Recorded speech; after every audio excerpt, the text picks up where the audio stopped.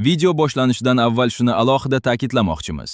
Ushbu asar mutlaqo to'qima bo'lib, haqiqiy hayotimizdagi ijtimoiy, siyosiy yoki diniy qarashlarimizga hech qanday aloqasi yo'q. Ushbu loyihadan asosiy maqsadimiz yo'ldagi, uydagi yoki bekorchilikdagi bo'sh vaqtingizni ijtimoiy tarmoqlarda behuda sarflamay, eng sara asarlarimizdan bahramand bo'lishingizga imkon yaratishdir. Marhamat, tomoshani boshlaymiz. Hikoya murdalar tog'i ustida turgan kishidan boshlanadi. U o'zining hayot-mamot janglarida birga qatnashgan qadrdon do'sti Luoveydan nega bunday xiyonat qilganini so'radi. Luovey unga mudhish halokat davrini eslatdi. O'shanda g'alati fazoviy yoriqlardan maxluqlar bostirib kirib, olamni vayron qila boshlagandi. Keyinchalik zindonlar deb atalgan bu yoriqlarga yaqinlashgan odamlar toifa deb nomlanuvchi sirli kuchlarga ega bo'lishdi.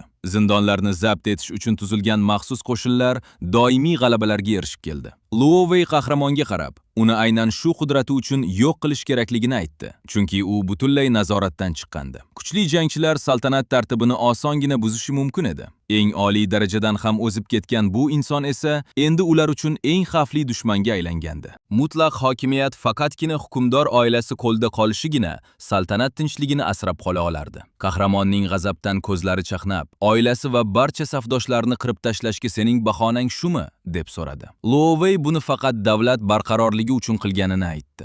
Qahramon nafas olishga ulgurmasdan, Luovey dahshatli portlashni yuzaga keltirdi. Ma'lum bo'lishicha, u do'stining himoya kiyimiga ancha oldin yashirincha tuzoq o'rnatgan ekan. Portlash oqibatida uning ochiq jarohatlariga kuchli zahar ham singdirildi. Luovey shunday og'ir jangdan so'ng unda qarshilik qilishga kuch qolmasligini yaxshi bilardi. Kafolat sifatida qo'shin tayyorlab kelgani esa uning so'nggi hurmati edi. Jon berish arafasida qahramonning ko'z o'ngidan Luovey bilan o'tgan damlar birma-bir o'tdi. Aynan shu lahzada uning ko'zgu dunyosi degan yashirin qobiliyati uyg'onib ketdi. Ko'zgu dunyosi deb ataluvchi eng oliy yashirin qobiliyat, hamma narsani ortga qaytaruvchi mutlaq kuch edi. Qahramon jon berib uning ruhi ko'l tubiga cho'kdi. O'nlab yillar o'tib, ikkita bezori bola o'z tengdoshini daraxtga bog'lab, ko'lga botirib qiynashardi. Ulardan biri bolaning qorniga urib, sherigiga uni yana suvga tiqishni buyurdi. Ular bechora bolaning holatidan masxara qilib kulishar, yaxshiroq dars bo'lishi uchun uni suv ostida uzoqroq ushlab turishmoqchi edi. Suvdan tortib olgach, yana do'pposlashni niyat qilishgandi. Bola ortiq nafasni ushlab tura olmadi. Nega doim faqat u azob chekishi kerakligini tushunmasdi. Ayni shu lahzada ko'l tubidagi qahramonning ruhi uyg'ona boshladi. Shu payt ko'zoynakli bir bola kelib, bezorlarga buni to'xtatishni, yo'qsa bola o'lib qolishini aytdi. Bezorlardan biri o'girilib, agar u o'layotgan bo'lsa o'zini davolasin. Har holda toifasi tabib-ku. Garchi bundan foyda bo'lmasa ham deb masxara qildi. Keyin ko'zoynakli bolaga nega 200 lamachisan dedi. Axir aynan u bezorilarni jabrlanuvchining oldiga boshlab kelgandi. Demak, bola o'lsa, bunga faqat u aybdor bo'lardi. Ko'zoynakli bola vahimaga tushib, buni faqat majburlashgani uchun qilganini aytdi. Bu so'zlar bezorni g'azablantirdi. U endi ko'zoynakli bolaga musht tushirmoqchi bo'lganida, kutilmaganda ko'l tubidan kuchli yorug'lik tarala boshladi. Bezorilar zindon paydo bo'ldi, qochish kerak, unga kuchimiz yetmaydi deb dahshat ichida baqirgancha qochib qolishdi. Ko'zoynakli bolaning butun diqqati esa hamon daraxtga bog'lanib, azob chekayotgan bechorada qolgandi. U hamon suv tagida ekanini ko'rib, uni qutqarish uchun arqon tomonga yugurdi. Shu payt ko'l butunlay qurib, maxluqlar paydo bo'la boshladi. Ko'zoynakli bola shoshilib tugullarni yechayotganida, maxluqlardan biri unga tashlandi. Ammo bog'langan bola uning kiyimidan tortib, o'zini chetga oldi va uni hujumdan qutqarib qoldi. So'ng u qo'lini cho'zib, muzli zarba qobiliyatini ishlatmoqchi bo'ldi. Ammo tizim dushmanga oddiy davolash qo'llanganini, lekin maxluqning joni to'la bo'lgani uchun bu zarracha foyda bermaganini xabar qildi. Ko'zoynakli bola uning nega maxluqni davolashga urinayotganini tushunmay sarosimaga tushdi. Dushman yana tashlanganda, u tezda qalqon yaratib, zarbani oxirgi soniyalarda to'sib qoldi. Shunda qahramon ma'lumot oynasini ochib, o'zining yangi ismi Yun Chen ekanini va u tabib toifasiga mansubligini bilib oldi. U shifo afsunini ishlatganini va bu tana o'zniki emasligini tushundi. Odatda zindonga tegingan odam tizimga ulanib, o'zgarmaydigan tasodifiy toifani olardi. Keyin zindonlar orqali kuchayib, toifasiga mos qobiliyatlarni o'zlashtirib bo'lardi. Lekin u o'z vaqtida cho'qqiga chiqqan eng buyuk jangchi edi. O'shanda u ko'zgu dunyosini ishlatib, to bolaning so'nggi nolasini eshitgunicha o'sha joyda qamalgandi. Nihoyat u aynan shu bolaning vujudida qayta tirilganini anglab yetdi. Bu holat unchalik quvonarli bo'lmasa-da, qasos uchun yangi imkon bergani sababli boladan minnatdor edi. Ko'zoynakli bola atrofni mahluqlar o'rab olayotganini aytib, Yunchendan zudlik bilan yordam so'radi. Axir uning o'zi ko'pi bilan 3 ta dushmanga bas kela olardi. Qahramon tana o'ta zaifligini, shu mayda mahluqlarga ham kuchi yetmasligini juda yaxshi bilardi. Mahluqlarning tezligida qochib qutulib bo'lmasdi. Qobiliyatlar oynasini ochib, ularning barchasi foydasiz ekanini tushundi. Oddiy shifo afsuni kuchsiz. Chirmovuqlar dushmanni ushlashda deyarli ish bermasdi. Tabiblik toifasi faqat yordamga moslashgani uchun jangda butunlay yaroqsiz edi. Shuning uchun bu toifani doim kamsitishgani bejiz emasdi. Hozircha u faqat o'zining eski jangovar malakasi bilan biroz chidab turardi. Yunchen quvvati tugasa o'lishni aniq anglab, najot qidirib hujumdan chekindi. Endi yagona umid ko'zgu dunyosi yashirin qobiliyati edi. Bu kuch qanday ishlashni bilmasa-da, zarbadan qochib mahluqqa tegindi. Lekin shartlar bajarilmagani uchun qobiliyat ishlamadi. Darajasi pastligi sababmi yoki chindan ko'zgu kerakmi? U buni bilmasdi. Afsun dushmanga yana qo'llandi, biroq u ham barbod bo'ldi. Buni tushungach, ko'zgu dunyosi ishlashi uchun aks etuvchi yuza kerak degan bir xulosaga keldi. Daraja muammosini tezda hal qilib bo'lmasdi. Shu sababli u boshqa nishonlarni sinashga qaror qildi. Qahramon afsunni mahluqning quroliga qo'llaganda, darajasi yetishmagani sababli u umuman ishlamadi. So'ng uni yirtiq kiyimda ham sinadi, ammo xuddi shu sabab orqali qobiliyat yana butunlay barbod bo'ldi. Ko'zoynakli bola vahimaga tushib, befoyda ishlar bilan vaqt yo'qotmaslikni, ortiq chiday olmasligini aytdi. Shu payt osmondan yorug'lik tushib, 10-darajali xunuk hukmdor degan kuchli maxluq paydo bo'ldi. Bola endi aniq o'lishlarini tushundi. Bunday dushmanni yengish uchun kamida 10-daraja kerak edi. Osmondan yana quvvat oqimlari tusha boshlagach, uning ko'zlari qo'rquvdan olayib, darmonsiz yerga quladi. Ularning qarshisida yuzlab vahshiy mahluqlar paydo bo'ldi. Qahramon afsunni sinashga ovora ekanida dushmanlar hujumga o'tdi.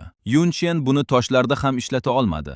Daraja farqi kattamikin deb o'yladi. So'ng u buni bolaning to'sig'ida sinab ko'rmoqchi bo'ldi. Biroq tizim o'zgalarning afsunini ortga qaytarib bo'lmasligini xabar qildi. Buni eshitgach, uning yuzida kulgi paydo bo'ldi. Axir bu qoida u faqat o'z afsunini qaytara olishini anglatardi. U ko'zgu dunyosini o'z chirmovuq qobiliyatiga qo'llagandi. Afsun muvaffaqiyatli ortga qaytdi. Shunda Yunche darhol butunlay yangi, tartibsiz tikanlarni ishga tushirdi. Yerdan minglab tikanlar o'tilib chiqdi. Bitta maxluq hujum qilmoqchi bo'lganda, agar sizlarga ushbu manga yoqqan bo'lsa, bizni qo'llab-quvvatlash uchun videoga like bosib, izohlarda fikringizni qoldiring.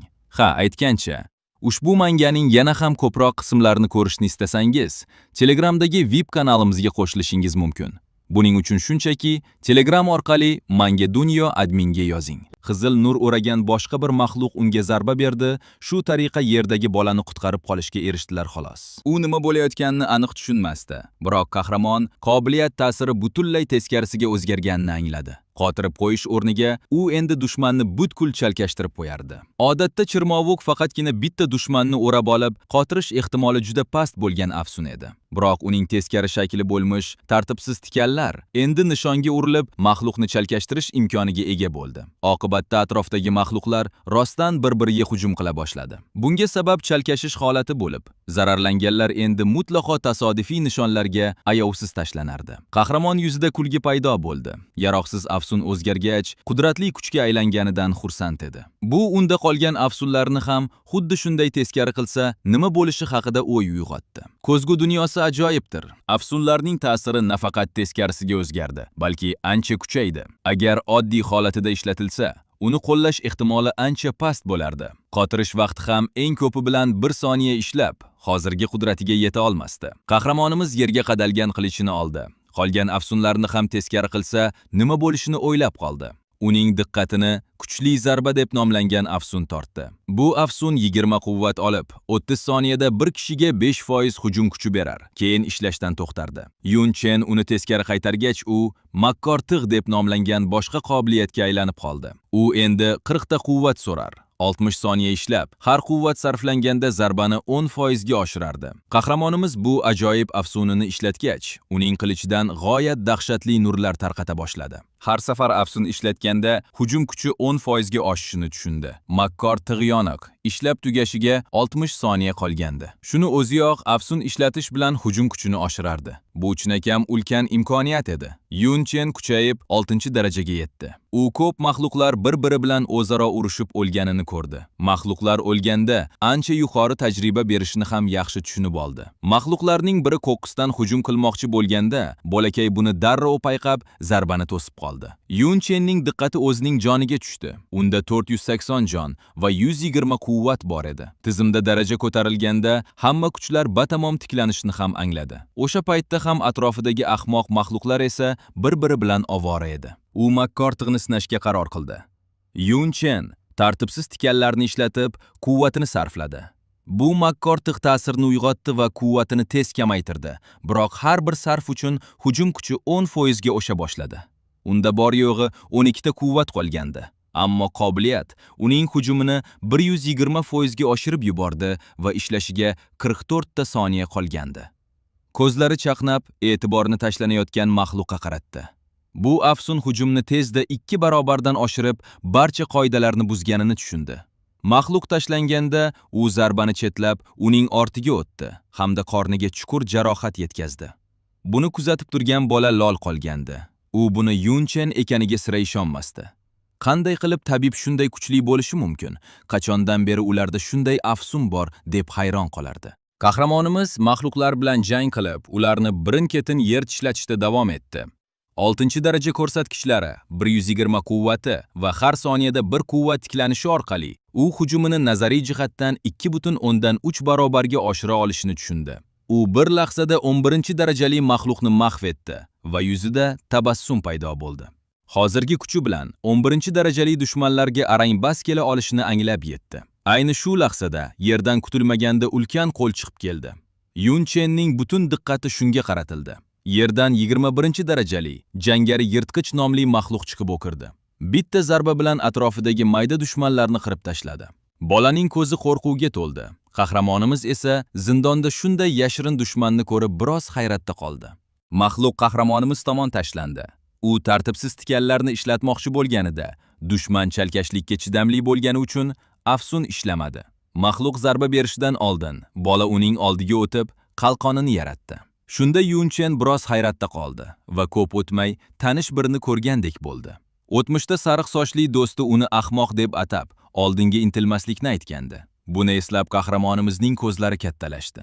Dushman kuch bilan hujum qilib, bolaning qalqonini parchalab tashladi va uning tanasini yerga qattiq urib yubordi. Yun Chen zudlik bilan uning oldiga yugurdi. U qo'lini cho'zib, afsunlarni ishlata boshladi. U bolaga bitta jon beruvchi oddiy shifo afsunini qo'lladi. Bu esa quvvat sarflab, unda 54 ta quvvat qoldirdi.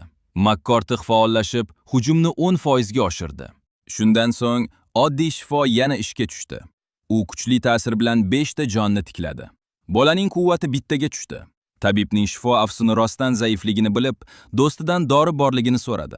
Unda bitta borligini aytgach, uni zudlik bilan ichishni buyurdi. Makkor tig' afsuni tugashiga 85 soniya qolgandi. Ulkan bosh mahluq boshqalarni qira boshladi. Yun Chen hozir unga teng kela olmasdi, ammo mayda dushmanlar deyarli o'lib bo'lgandi. Uning miyasida qandaydir reja bor edi.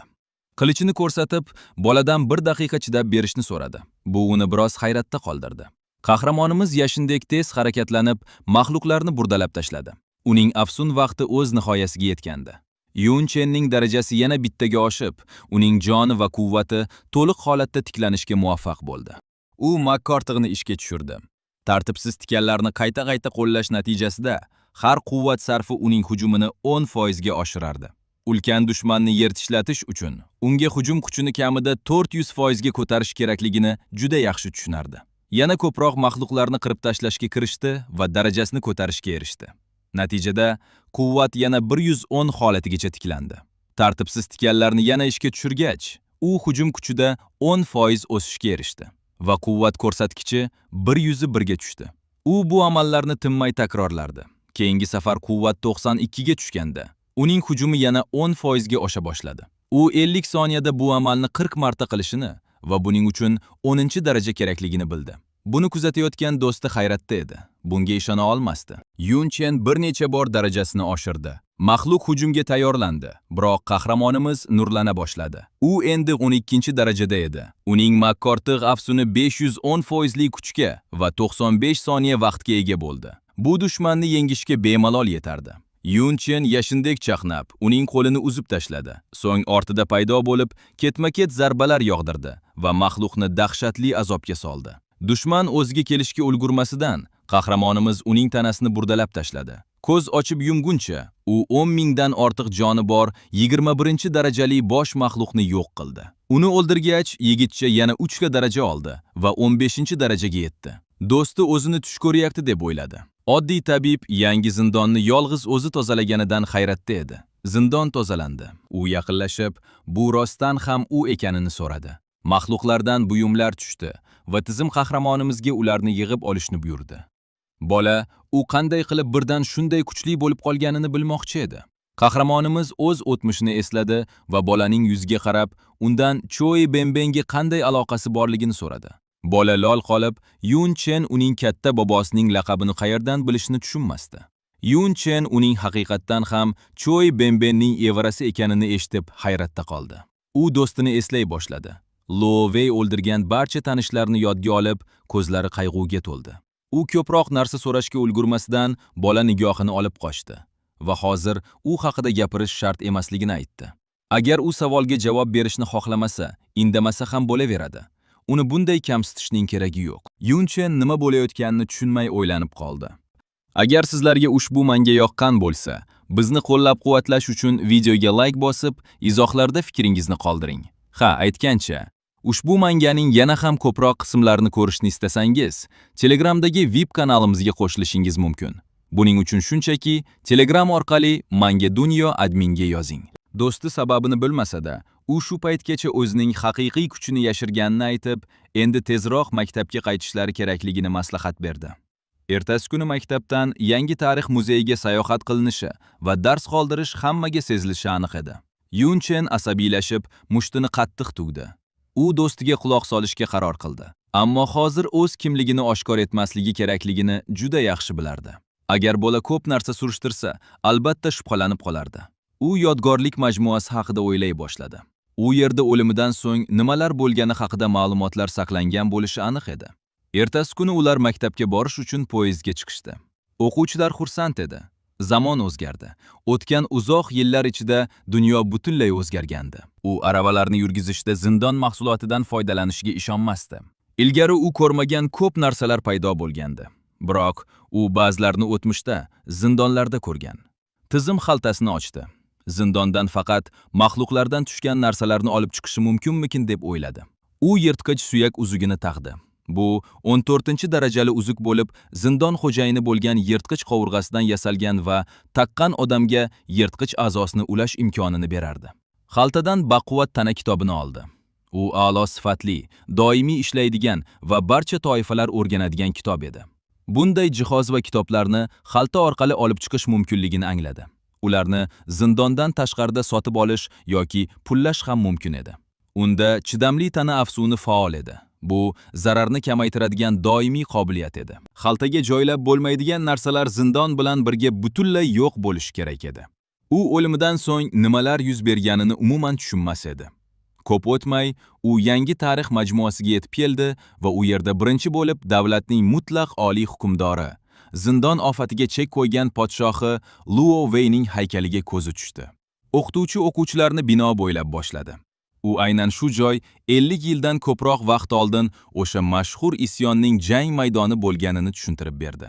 Uning aytishicha, o'sha paytlarda zindonlar xalqqa juda katta azob bergan. Ayniqsa, eng dahshatli 3 karra oliy darajali zindon paydo bo'lgach, hamma uzoq vaqt qo'rquvda yashagan.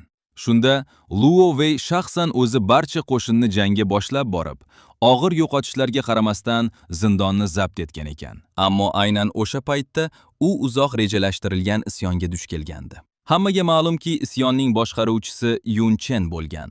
U podshohning eng ishongan odami bo'lib, oxir-oqibat noshukur xoinga aylangan.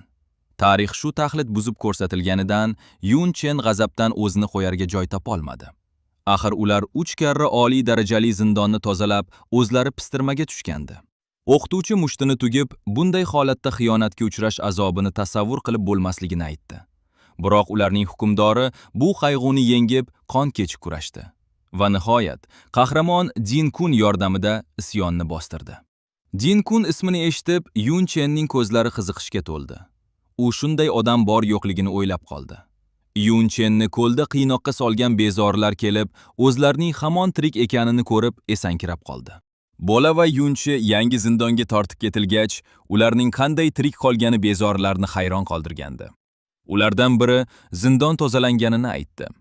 Yangi zindon bunchalik tez tozalanishi uchun yaqin atrofda kuchli usta bo'lishi kerak deb o'yladi. Uningcha, o'sha usta ularni qutqarib qolgani katta omad edi. Yunchining diqqati ularga tushdi. Bular uning tanasi egasini azoblagan yaramaslar ekanini tushundi. Hamma Dinshuga yaqinlashib, gaplardan hayratda nima deyotganini bilmoqchi bo'lishdi. U rostdan yangi zindonga tushib qolgani va u yerdagi ofatdan qanday tirik chiqqani hammaga qiziq edi. Dinshu qo'lini bolaning yelkasiga tashlab, uning tirik qolgani chinakam omad ekanini aytdi. So'ng o'sha kuni ular zindonga deyarli tortib ketishganini aytib, bu qarzni qanday uzishni so'rab, po'pisa qila boshladi. Bola vahimaga tushib, bu ishlarda aynan Dinshun aybdor ekanini aytdi. U ustidan arz qilishini, o'zi va Yun Chenning o'limiga sababchi bo'layozganini aytib, po'pisa qildi. Dinshun uning boshidan ushlab, xayolidan nima o'tayotganini so'radi va uning vaziyatni umuman tushunmayotganini angladi. Dinshun uni qo'rqitib, haykalga qarashini, ajdodi qahramon tomonidan toptalayotganini ko'rishni talab qildi. U ajdodi xoin ekani va bola uning avlodi ekanini fosh qildi. Oxirida rostdan ham kimdir sening yoningni oladi deb o'ylaysanmi? deya uning ustidan kuldi. Bola baqirib, o'zini haqorat qilishi mumkinligi, ammo ajdodiga til tekkizishga haqqi yo'qligini aytdi. Butunlay lol qolgandi. Hamma yig'ila boshladi. Axir Dinshunning bobosi qahramon Din Kun edi.